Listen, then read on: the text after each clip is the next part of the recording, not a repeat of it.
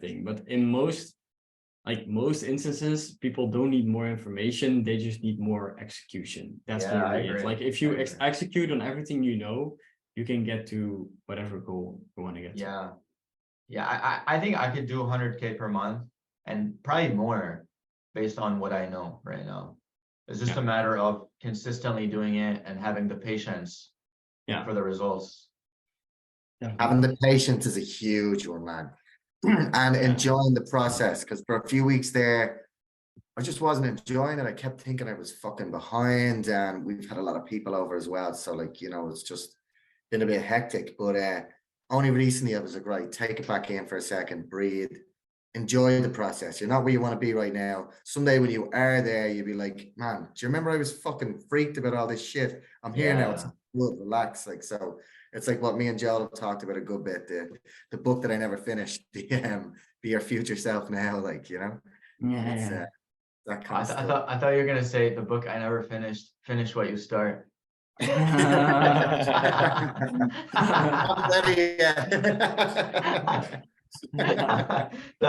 be really funny.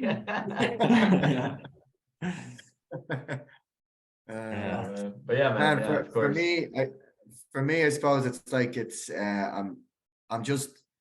I always have the shiny object syndrome where I'm like, okay, I'm on the right path and I'm doing something. I'm like, oh, maybe I'll do a little bit of this. So right now it is focusing on SEO. So I'm going through the SEO sellers course.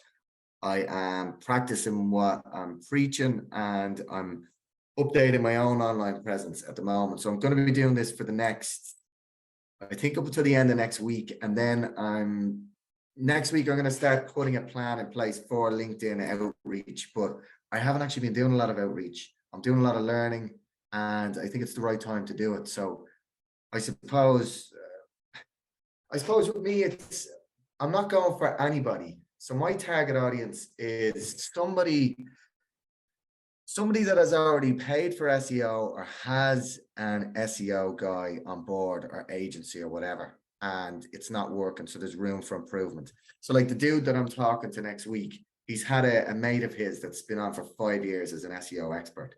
But if you look at the fucking stats, it's like, it's sporadic. Like sometimes it's like they get a big jump for a month or so, and then Google say, no, you're penalized for this, and they're right back down. They're on a steady decline. So that's who I'm looking for. So when it was with web design, it was like, right, like you guys are saying, hit 5-10 fucking phone calls a day. I don't think, maybe, look, I'm just spitballing here. If you guys think I'm wrong, please tell me I'm wrong. But I think that I need to spend time on finding the right people, doing a little bit of research on them, checking them out in SEMrush and seeing what their stats are, and then getting to the right person. There's a little bit more due diligence in it, I suppose, rather than just, I'm going to ring anybody. I think it's a good path. I think, Joel, you're doing the same, right? You're taking about 10 minutes per lead, that you're checking out their stores, how all their funnels are working and whatever. The thing I do want to challenge you on is set a weekly target for yourself. Because if you don't set a weekly target for people to reach out, like you will never know if you're on track or off track. And then your mind can just play tricks on you and say like, oh, you know, we can watch this course again, or we can do this, or we can set up our own website. Whereas honestly, the same example, you know what to do. You just need to have more people to know it. So maybe it's 10 people, maybe it's 50. I would reverse engineer it with your best knowledge to date. But get a target and just know, hey, we're on track, off track. And if you're off track, okay, then next week I'll do 10 more. And that's how you actually, it is quite simple. It's not, but it's not easy because a lot of things come up. I know. What is the number for you that you could now think, if I hit that, then I could get to 10K a month? I'm not, this might sound ridiculous. One solid lead a day. One lead where I think I need more than 10 minutes. Maybe, yeah, I don't know. If I can actually call and get through to one good potential. So let's just do it. And then let's just do it now. Okay, so your goal is 10K, right? What is how many clients would you need to have to hit 10K? Is it like 5, 6? How many do you need to have? Starting off, it could be 1,500 or most likely 2,500 a month. So let's say 2K, right? You need 5 clients. Yeah. What is your closing rate like approximately? I'm not one that's done a lot of outreach, but I've pretty much fucking closed most of them. But I don't know. I don't have stats, man. I don't have stats to go on. So first track your stats and then know your numbers. Okay. 10, so that means that you need, let's say just 50%, right? Maybe it's it's quite high for you, 10 sales calls. So if you need to have 10 sales calls, you also, Joel, we didn't do this, but you need to factor into account that 20% of people don't show up to the call. That's just a given. For whatever reason, people just flunk out of the call. So you would actually need to hit 12 sales calls in order to hit those 5 clients, right? Right. Honestly, dude, that's just 3 sales calls for the upcoming weeks, and you are at 10K. That's it. Like, that's how simple it actually is. And now the question is, okay, we need to get through 3 sales calls each week. How many emails do we need to send each week in order to get to those 3 calls? I wouldn't do emails. I would ring. I'd call. Or the business. ring, it doesn't matter. Whatever. But like outreach, I mean. Okay, I'm with you to actually get them onto the sales calls. Yeah, like you need to have 3 sales calls each week. What kind of work do you need to do in order to get there? You've got to be doing probably 3 to 5 outreach a day or something. What are you thinking? It's your business. I don't know. So you get 3 sales calls a week. I don't know, three a day, I'd say. So Or is that way? Oh, I've never actually fucking tracked the stats on this then one. you have like a 20% hit rate, I think. If you do 3 divided by 15. Let's see, 3 divided by 15. Yeah, you have a 20% hit rate. Yeah, that could be a good target. So that means 15 outreach each week. And let's say you work 5 days, it means 3 outreach per day. And that's literally it. Like, that's the only thing I would, if I were you, I would just like track all those numbers, but weekly reflect, hey, did I do the 15 outreach? Did I reach the 3 sales calls? No. Okay, maybe I have to adjust the numbers. Maybe I have to do more outreach next week. Maybe I booked 5 sales calls. Okay, next week I'm still going to do 15 because then I'll be faster at where I want to get to. But yeah, do you believe that if you do 3 outreach a day consistently, you would get to your 10K goal in a month?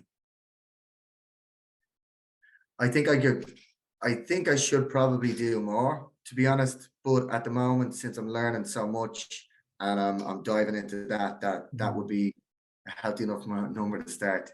Okay, so everything that came after the but, or I don't know what to say, just skip it, right? If you think you actually need to do more in order to get to the goal, and you think the goal is important, just write it down and get it done. Like, honestly, if you would do 5, let's say, yeah, you do 5 outreach a day, that's 1 hour a day.